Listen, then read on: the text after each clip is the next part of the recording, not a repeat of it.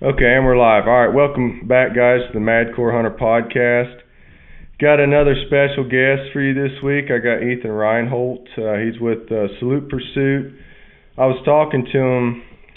Last week we tried to do this, the week before, and I've always known your name, and like we went to the same middle school and this and that, but like it just wasn't ringing. It turned out we were high school baseball rivals, and we haven't been that far from each other, and actually where you're living now is close to some of my hunting spots, so we don't want to give up too much, but welcome to the podcast, Ethan. How you been, man? Hey, I appreciate it. I've been good. Just been doing the military thing and working away, hunting when I can, and but all around I've been Yeah, doing pretty so good. I've seen you a little more active on social media and such, so I guess just a little bit of an intro here. So out of high school, you decided to do the military? Okay. Yes, sir. Appreciate your Yep. service. What Thank you. branch, and kind of let's go down that just a little bit. Where did that take you, and kind of to what you're doing now, and how did you continue to hunt, or did you not get to hunt, and that's why you're doing it so much now, or what's up there? Well, I wanted to do something big, like when I graduated. I just Hmm. didn't know what it was, and my granddad was in the service, and my dad was in the service, so it was just like a calling. One day I woke up and I was just like, I'm gonna go join the army. So I went and checked out the active duty army recruiter's office, and they didn't have they I thought it was good what they were offering me. And then I went home and talked to my dad, and he said, check out the Indian Army National Guard. So that's what I did. I went and checked it out, and I went the next day and checked it out, and they ended up offering crazy benefits. So I was like, sweet. So I joined up in 2018, March of 2018, and went to basic training right out of high school. Come back home and just was doing some odd and end jobs like heating, cooling, and electric, and just learning some trades. And then I actually did tour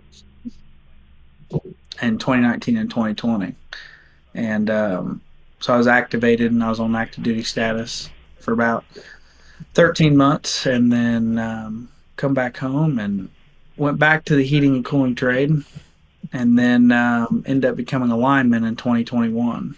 And that's where I'm at now. I'm in a supervisor role and looking over in-house crews and contractors, and that's pretty much where my life's taken me over the past 8 years. Okay, all right. And so you did some active duty. Can you say where, or just out of curiosity?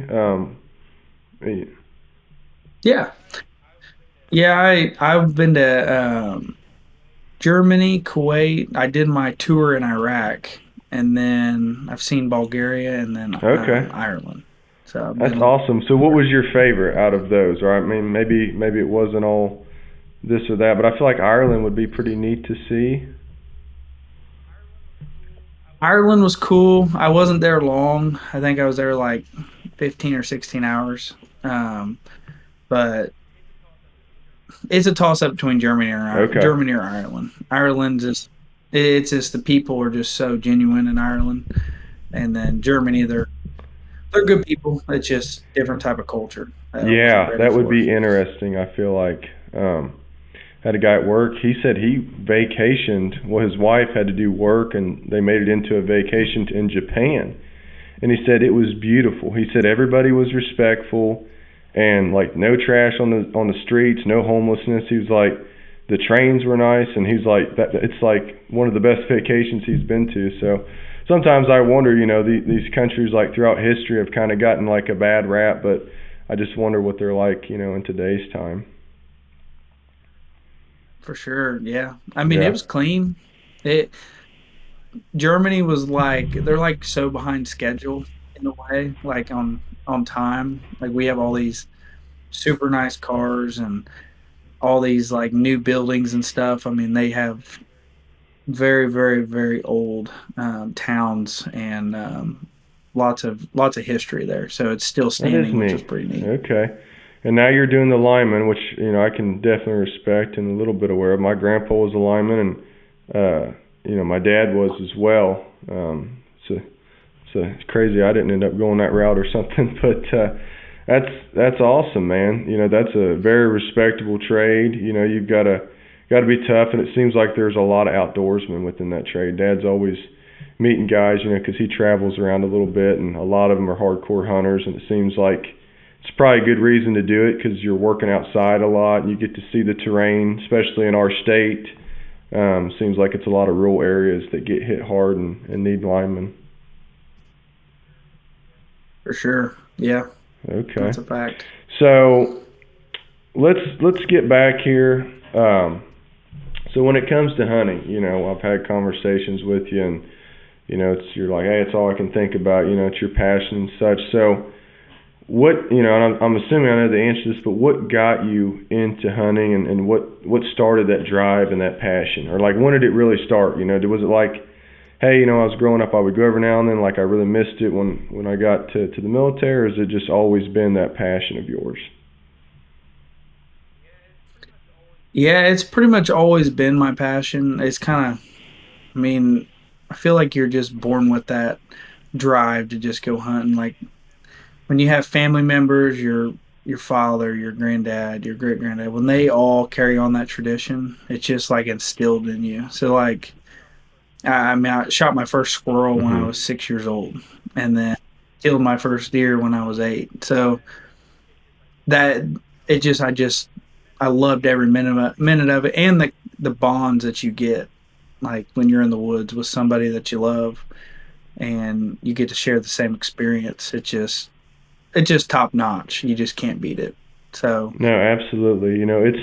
It's crazy because I travel around for work as well, and when you meet another hunter, you like automatically kind of connect. There's probably other things like that, like Harley guys and this and that, but I can usually read right off the bat if somebody's genuine, if they know what they're talking about, and if they do, then we really click, and just like me and you, we haven't talked in years, and just hunting and getting together with this podcast. We've talked about possibly getting together for a hunt and such. It's just it's a really good community. It can be a very ego-driven community, but what do you expect with a bunch of men out there with weapons and trying to kill big things and this and that? So you have to fight that. But yeah, it is truly that. So you started kind of squirrel. I did the same thing. I started with archery a little bit. When did you start into archery? Was it 8 years old too, or?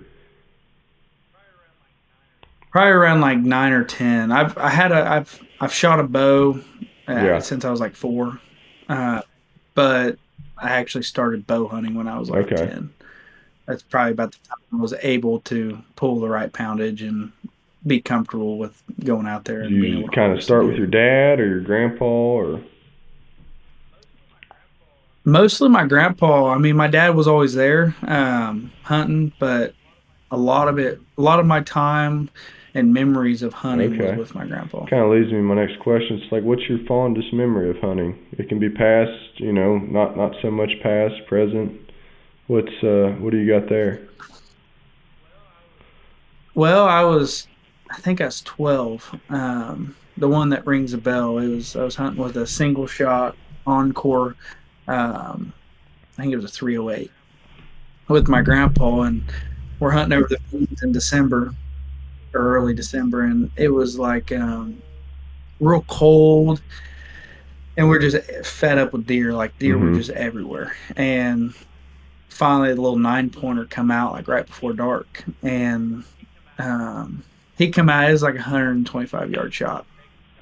I ended up taking a shot, and he just stood there. Well, my second shot, my grandpa put another round in, and he's like, shoot him again.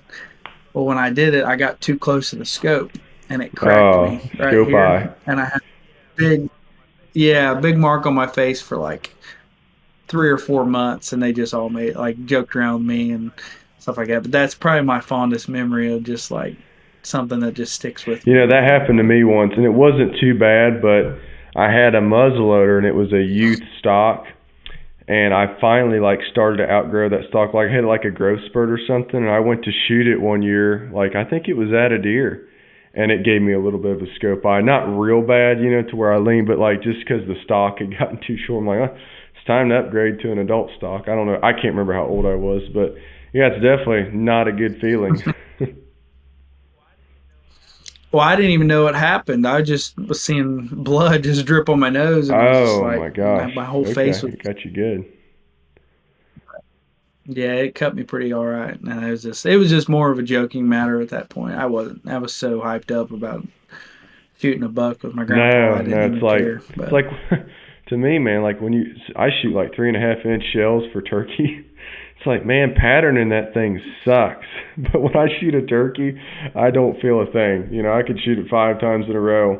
But when you're out there patterning like you're anticipating, at least I am. Maybe I'm a wuss, but man, sucker kicks, and especially if you have an over and under, which are kind of popular now, or just an old pump or something. But that's interesting, man. Yeah, those, and that's crazy, because you've killed some pretty good stuff, and this and that, and your fondest memory is with a relationship, with your grandpa, and when you were younger, and like you said, 9 point or something. But that's what it's about, the community. And I think that's why we love it. That's why we go out there, because most of the time, it's not like I have a 190-inch deer on camera every year, but I love to go out there. It's a great time to just get alone, get in prayer, however you want to see it, and it's really good. that's it. Yeah.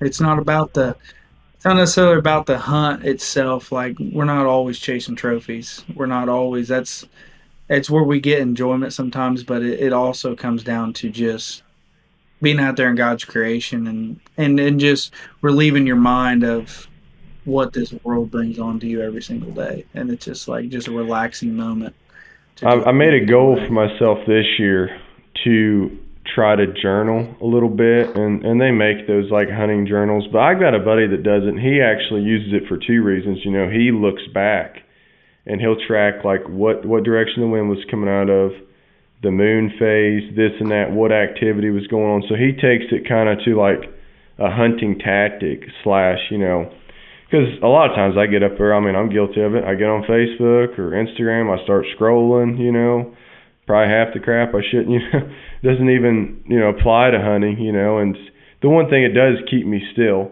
a lot of times, just that little scrolling, you're not moving a lot, but there's other things you could be doing, you can, bring a little book, bring the Bible or something, I need to do better at that. That's a goal of mine this year. I like it. See That's if I cool. can do it. I've said it a couple other years too. um, so fast forward, kind of got the backstory and such. So this, I've seen, on Facebook, I started seeing this Salute Pursuit. I'm like, man, who's behind that? This and that, and you'd reached out to me about a buck I killed a couple years ago, and I realized you were the one that came up with this. I'm like, man, I really like that idea. So I'm gonna, it's your thing. So you've got this, I guess, company called Salute Pursuit, and I just wanted to let you kind of explain that and what it is and how that idea came about.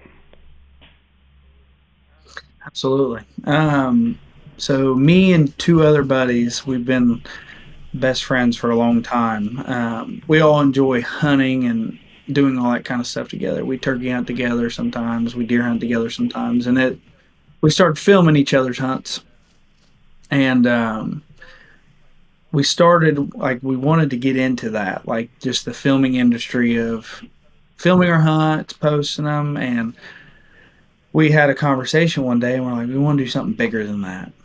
Everybody does the filming hunts. Everybody wants to be the next Drury Outdoors, and it's like we want to do something bigger. So we thought about it, and I'm a veteran, and one of the other guys is a veteran and police officer, and then the other partner, he is his family is full of first responders, and he supports it 100%.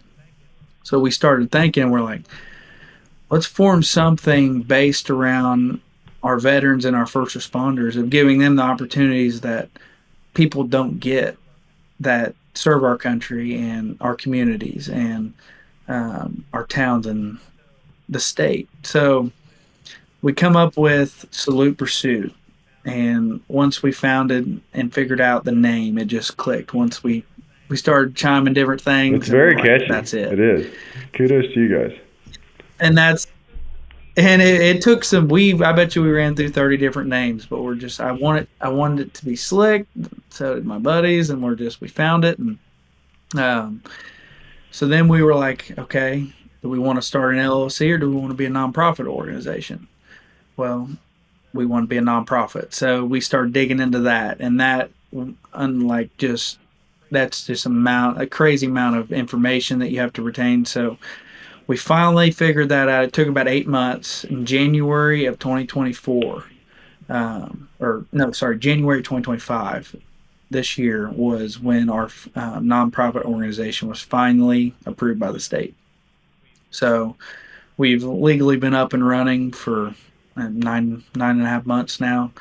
I mean, we'd kind of been doing it just for ourselves and making our brand before then, but January 2025 was our starting point. And before then, I think we took like 4 hunters, first responders out for deer season last year, and then turkey season this year. We were able to take 4 or 5. I think 3 of them were veterans, and one of them was a police officer.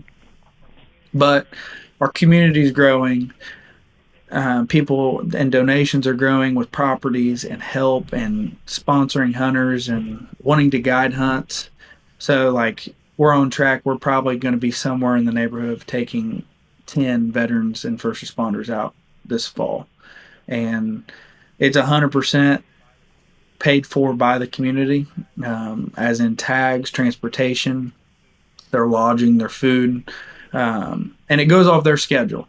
So if they can only hunt one day, they just hunt one day. If they can hunt all weekend, and we have the availability to do that, we hunt all weekend. We all have regular jobs outside of it, so it dictates scheduling. But usually how our process goes is we have a application online.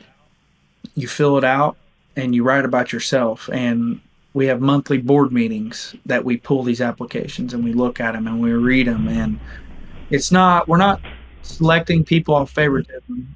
That's not it. We're selecting people off of just their applications of themselves, telling about themselves, why this would be important to them, why they want to do something along these lines. And then we select them, we contact them, we say, what dates work best for you?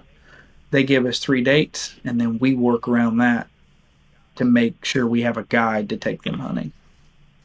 And so that's pretty much our baselines of how we operate and what we're trying to do. And the sky's the limit, man. It's just we're growing. We started with 3. We have 7 people now a part of it, and plenty of people that donate their time. Let's talk a little bit. So let's go to square one. Let's just say, for instance, I'm a veteran. I've never hunted before. Hey, it really interests me. I heard Joe Rogan talk about it.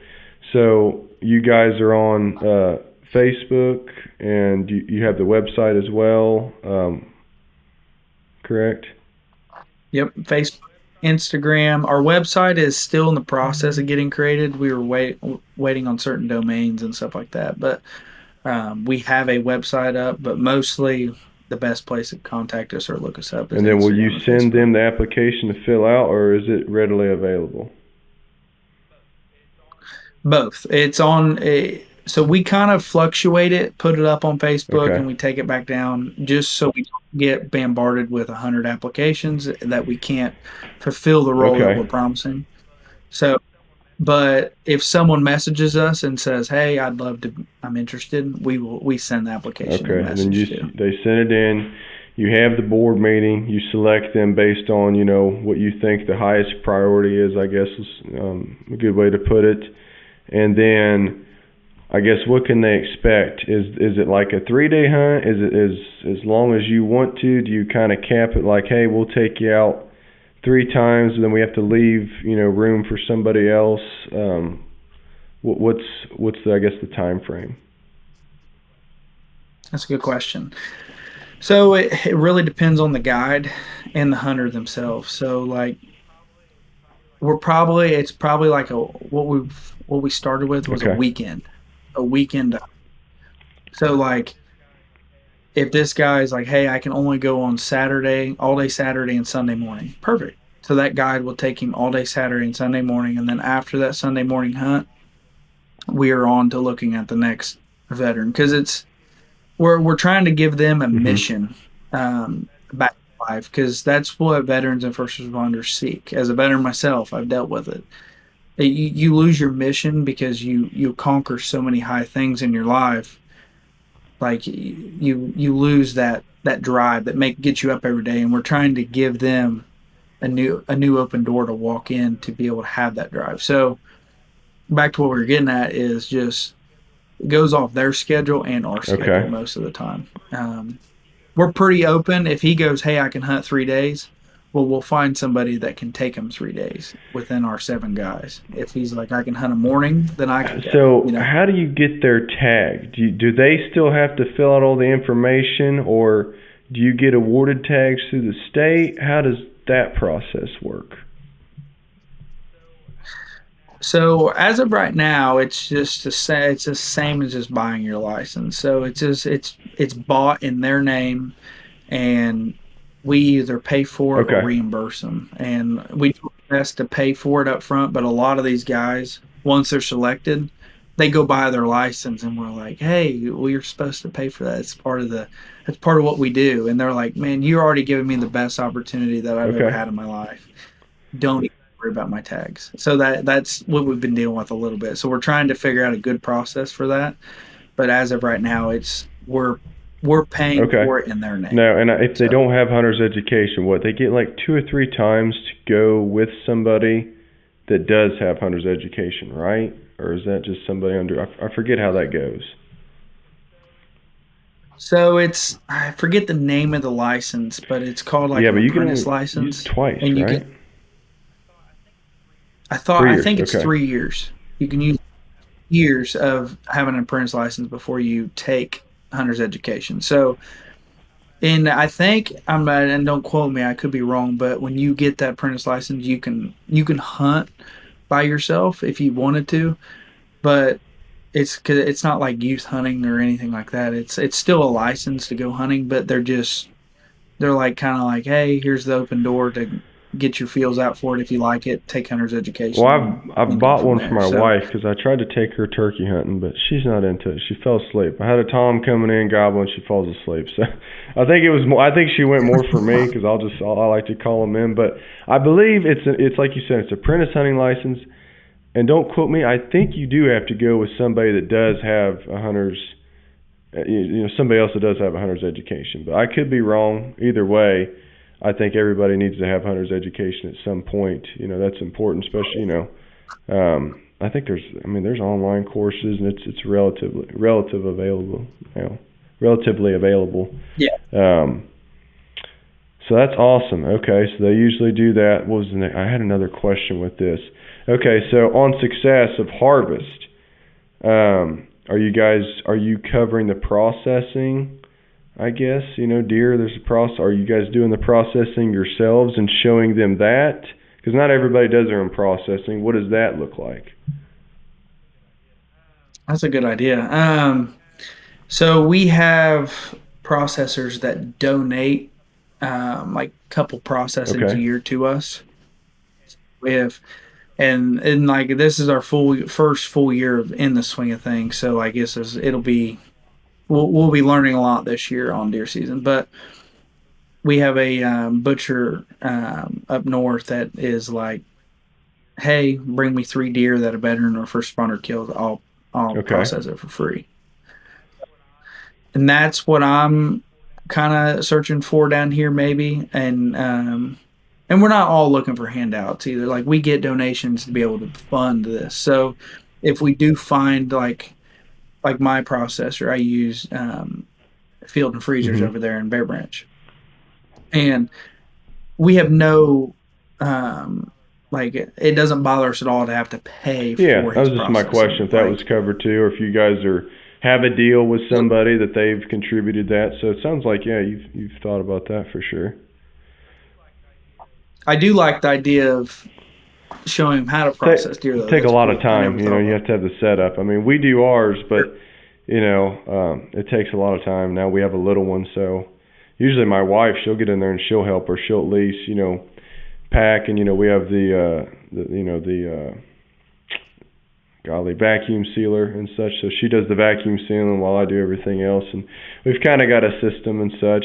But that would take a lot of time, man. But it could be something you could offer, like you could hold like a class or something if guys wanted to watch you do it or something. But I was just curious. So another question. So I guess you guys are probably set up to take like handicap out and such. You probably have properties that have good access with that. I guess that's something else to think about, you think? Yeah, we're in the works of that right now. We have some properties that are Mm-hmm. easily accessible, and that's one of our questions in our application is, are there any physical limitations that we need to figure out for you to be able to make your hunt successful and have a good time? So we're in the process of trying to get one of those. I don't know if you've seen them, but those I was wheelchairs going to on bring that tracks. up. Like, it'd be great if somebody would donate one of those, because they'll go like a lot of places. Yeah, they cross creeks and everything. So like that's what we're in the works of it now. There's a few different avenues, and there's so many people that make them now too. So, but we do have properties that are easily accessible to people that have like handicap needs, and like yeah, some of these veterans and first responders that are applying. I think we had a 77-year-old apply. So giving him, I mean, taking him and hike down in southern Indiana up hills to get to a spot is probably not ideal. I'm gonna try to find a spot that's a little more flatland walking that's easy for him to be able to access and have a good time. So we're figuring that out as we're going. But yeah, that's where we're at with it. I saw something that was awesome, man.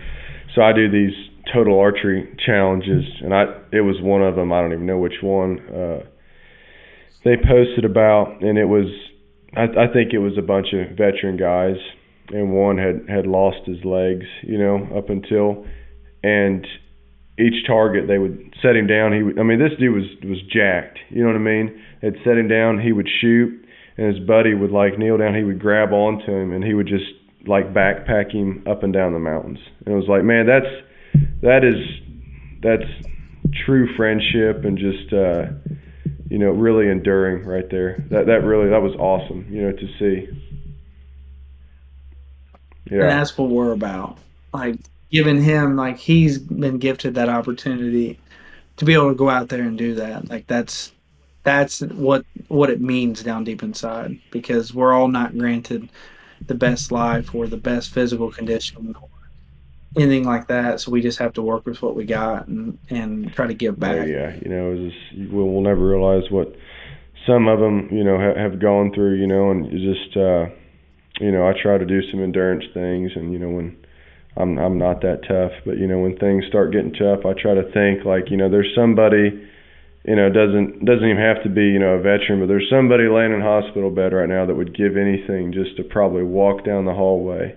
And here I'm going to complain about this heat or, some small cramp or something. So I think it's great, man, and I hope it grows. And I think you guys have a great thing going. I mean, you guys have started, I don't want us to talk like this is all new, because one thing I did want to bring up is I looked at your YouTube channel, and I want to hear the story of this 200-inch deer, because, like, you guys got a pretty good video of that. And were you videoing, or what's the story behind, or can you kind of tell that story? Yeah, I could tell the story, like give you an overview just in case you ever have my buddy Garrett on here and he could Okay. really fill you in. I don't want to take the word from him, but he had no idea Okay. this And deer is was this the there. co-founder? And Okay. this is one of the Okay. co-founders. Yep.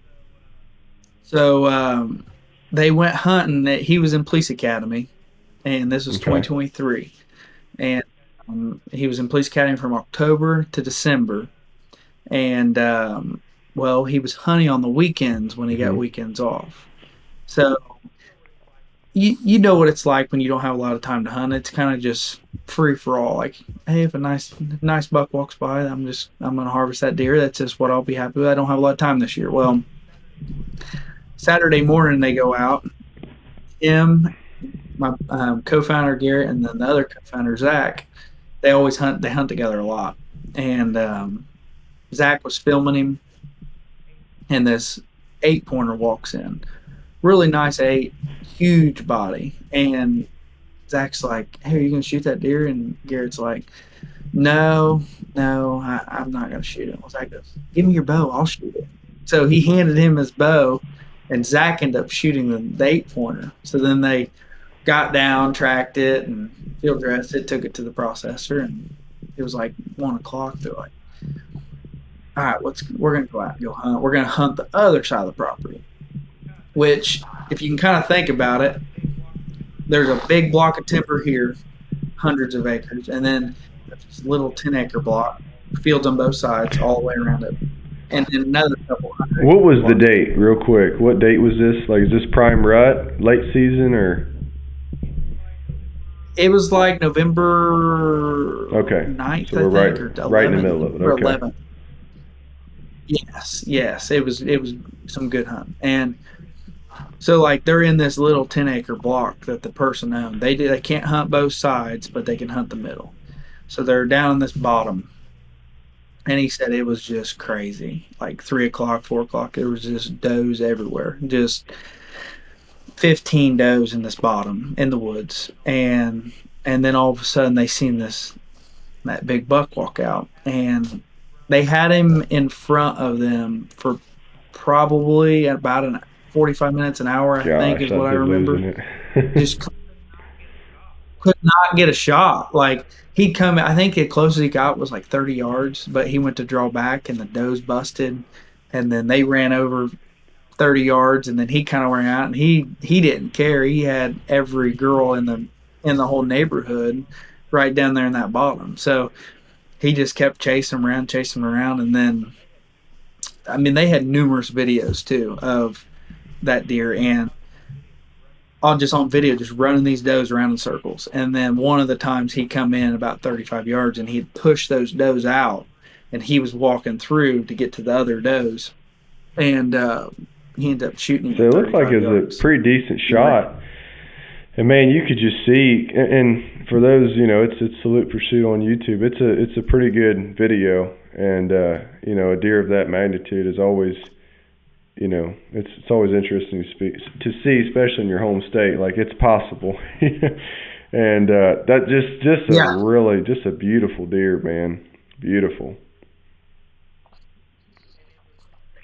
and I think it was 20, 21 or 22 or 23 Oh inches yeah, he's inside wide. spread.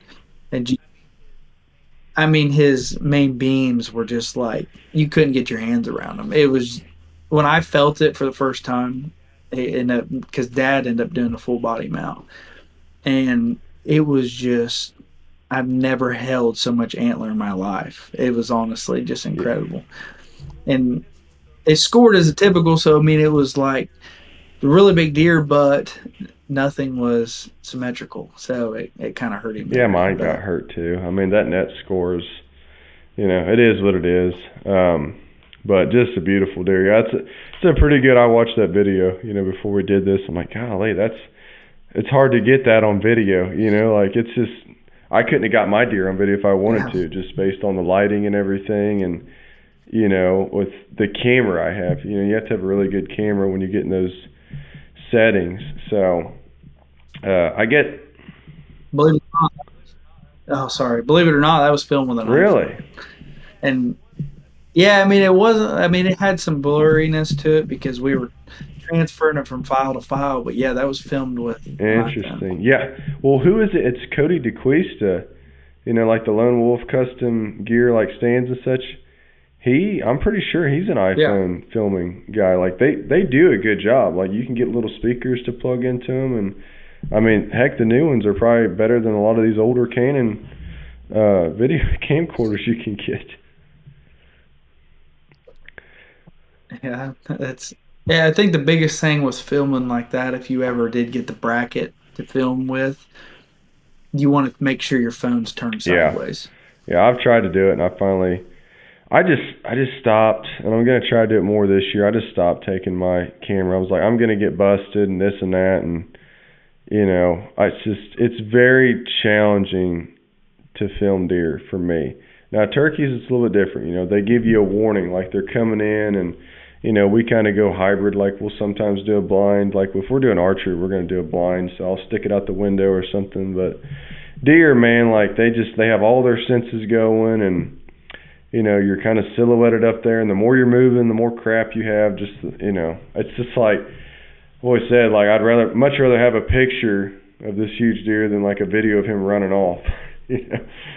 So, but I'm gonna get back into it this year. That's where we kind of have figured that out slowly but surely. But trying to hunt with somebody else, like as in, if you got a weekend, you just go hunting together, and you kind of film each other if something were to walk in, or if someone wants to harvest this deer, or if you're tagged out, you just go hunt with your buddy, and that's how we've been doing it, which has worked out. We have quite a few deer that none personally myself, but they have quite a few deer that they've actually filmed of them harvesting. So it's pretty. I wanted to hear that story. I thought it would have been crazy if it would have been some like 75-year-old's like first time out hunting, and he kills a 200-inch deer, So that's interesting, man. Yeah, that's a good video. If everybody go check that out. It's really, really pretty looking deer. So a little bit of what I want to talk about too was I saw on Facebook you were hunting multiple states for turkey. So I guess it's no, everybody knows I'm here in Indiana, so are you. Is this Salute Pursuit, is it just in Indiana, or are you going across multiple states doing this, or is that kind of your personal thing? Because, I know you want to do your own hunting, but I guess that was a question I had. So that's a good question. We're working on getting opportunities and getting in contact with people outside of state to be able to give someone like hunt if they always want to kill a bear. I have a connection down in Georgia that I could possibly take a veteran or a first responder down there to harvest a bear. So we're working on the process of branching out, and I think that's one of our end goals is to franchise out, as in making something like maybe Salute Pursuit could be nationwide. And people could be giving back all over the nation and trying to do what we're doing. So we're working on it. We're setting the foundation now of how it works. I think it's a great idea. How would somebody go about if they wanted to donate their time or become part of the group? I don't know if you have team members or if it's just somebody donating their time. How would they go about donating their time / being a guide, or if they wanted to just donate their property? Say, hey, I don't hunt, but I'm a veteran with a lot of acres. I've never really let anybody, but if this could help another veteran, I would definitely let them come on my property. So how does that work? Is there any like waiver, or anything, since this is kind of affiliation? That's a great question. We actually have a lawyer that set our paperwork up, and it's like a permission slip type deal. It covers them and covers us, even though Indiana got rid of that law early, like a couple of years back, where you didn't have to. But now we just do it as a safety thing in the back of their mind and our mind. They get in contact with us and say, hey, I have 50 acres. I want to donate to Salute Pursuit. You guys can hunt it, take as many veterans as you want out there. That's how it is. Then we obviously thank them, and then we send over our paperwork via mail or email, however it works for them. They sign it, grant us permission to take veterans or first responders out there, and then they have a copy and we have a copy.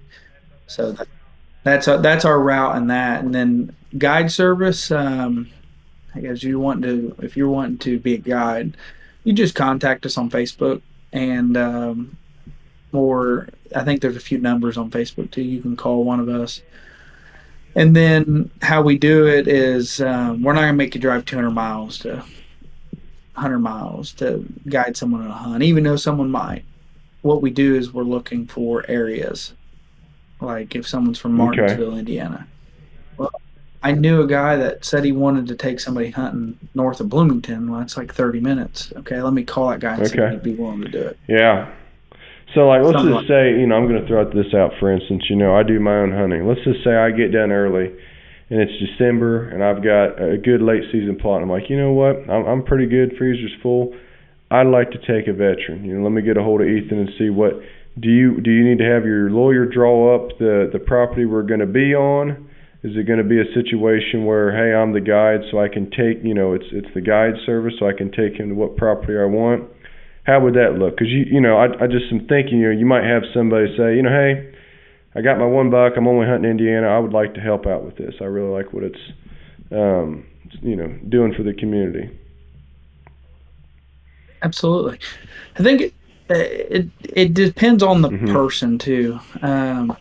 So if you felt you wanted to do something, like if you're taking someone to your spot, like a veteran or first responder, and you're like, I like to fill that out just for my sake and for their sake, and we can send that over to you and go from there. But we've also had people not like I took a guy up to Brookville area and took him hunting up there for turkey hunting, and he didn't require it. He was just like, go hunting, act like the place is yours, and Okay. roll on. So it kind of just personal preference. But if we're going about it, we like to send it over just safe measures. It takes 2 seconds Okay. to fill it No, out. yeah.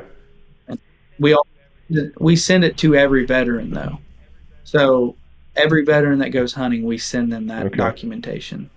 But but on the guides instance, it doesn't matter as And I much. guess what I should have So brought up in the beginning, or what I should have asked, is we've kind of talked about deer, but I guess does this kind of, I'm just going to use the term, does this count for any critter in Indiana? You talked about if somebody wanted to bear hunt, but I guess you have pretty well-rounded connections. So if somebody wants to do something like squirrel or rabbit, or they want a frog gig, I guess you kind of have connections across all things. Or is there a certain area like, hey, we're lacking with, just going to throw out like, rabbit. We don't have a lot of guys with good rabbit dogs or something. Um, Thoughts on that? yeah. So yes, our application covers um, waterfowl, pheasant hunting is a tab, turkey hunting, deer hunting, squirrel hunting. Um, think rabbit hunting's on there. Don't quote me. I'm not for sure. But there's like, and then Okay. coyote hunting. So they'll go through and click what they want. What would be some? A lot of them are clicking them all. So then we have to be like, hey, we kind of select it for them or ask them, hey, do you want a And deer it's hunt? Like season you've been based. selected. You can't take somebody rabbit hunting in July. Yeah. So, and the day of Okay. fishing's on there too. So, fishing trip, like if they wanted to go stay a night somewhere, like we were trying to plan some, it didn't work out this month, but we were going to take someone up to like Lake Michigan or a couple people and go stay the night in Airbnb and take them out on the boat and go spend a day fishing. So, but on that asset, on those means, like in the state of Indiana, yeah, it was going to be everything. For bear hunting, we thought about maybe all the guys, oh, not all the guys, but all the hunters that we took that year, maybe like get into some sort Yeah. of raffle to take them hunting or something like that. Like all the hunters that went this year, hey, you're in the drawing to win a bear hunt. Do you want to go? Absolutely, I'd love to. And then we fund that and we take them back down there. So there's a lot of things in the works that we're working on, but as in for the application, they can just pick and choose anything in the state of Indiana that they want to hunt. They And you click it and we'll mentioned make it happen. lodging. So what does lodging look like? Does the guide kind of lodge them at their home? Is it hotel? Is it just situational based? What can we expect there? It's definitely Okay. situational based. Some people be like, hey, they can stay here. They can stay at my home. And then a couple guys, they took them down to, I forget what county. It's a Hoosier National Forest over there in northwest of Clarksville. They took them over there and they bought an Airbnb for both guides, or all three guides and two hunters. So that was just that situation. They had a property, they could have went down there and go. Some hunters can drive. They want to, like I had my guide wanted to drive down. He drove down and met me, and then went back home after we got done hunting. So it's definitely all situational based, but it goes off the guide too. If the guide opens them welcome arms, come stay in my house. I got an extra room in my basement.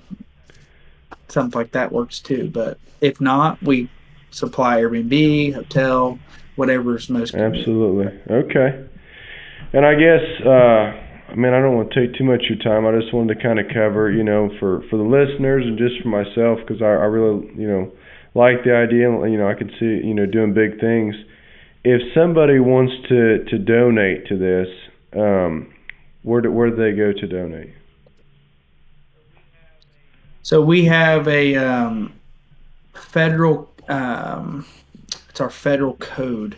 So if you're a business owner and you donate X amount of money, you take that, we give you that federal code, and then when you do your taxes, you would file that on your taxes. But if you're just like, hey, I want to donate X amount of money, a few $100 or something like that, they can just send it to us. We have Venmo, PayPal, all that goes straight to our Salute Pursuit account.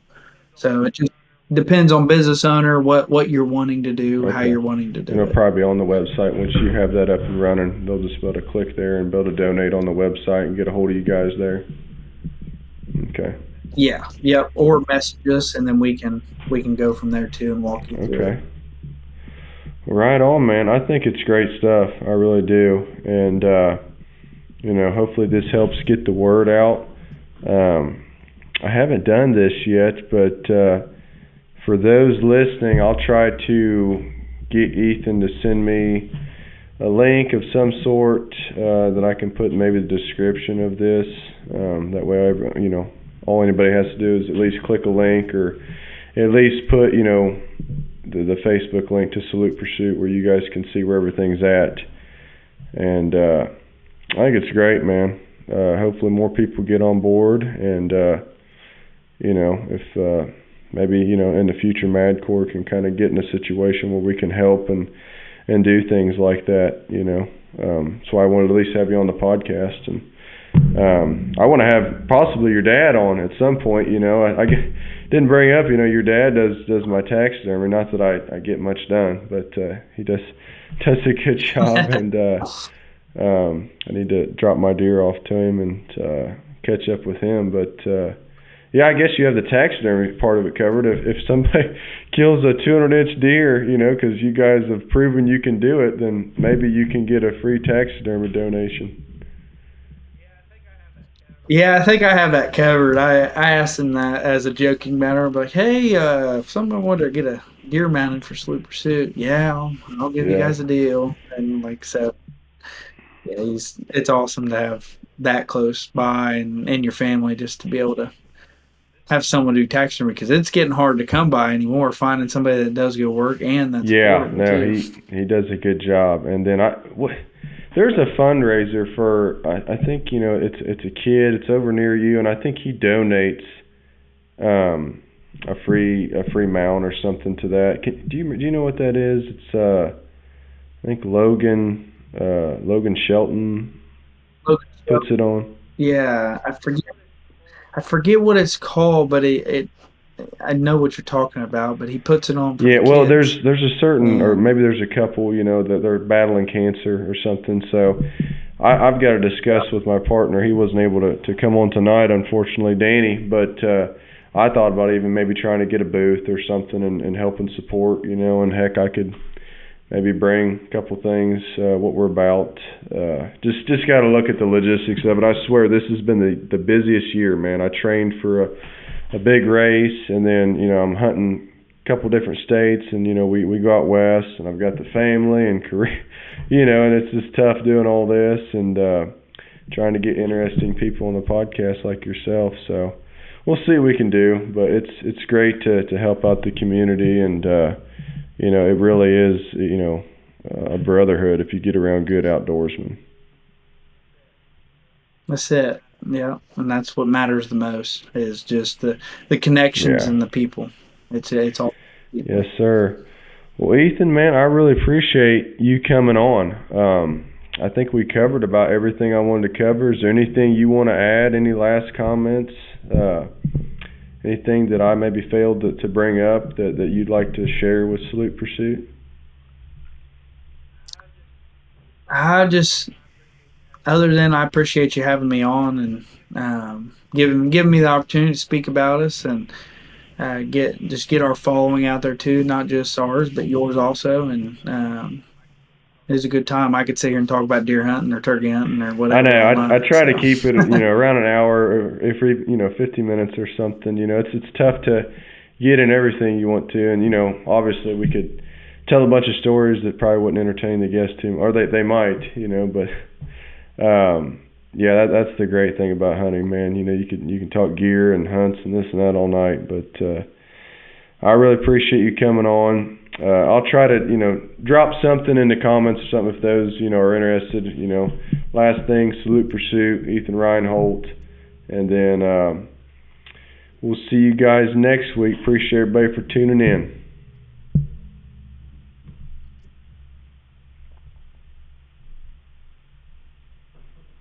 Let's see here. Is it gonna go? All right, man. So, what'd you think? it's cool. Yeah, it's a pretty neat experience to just talk and kind of just explain yourself and kind of feel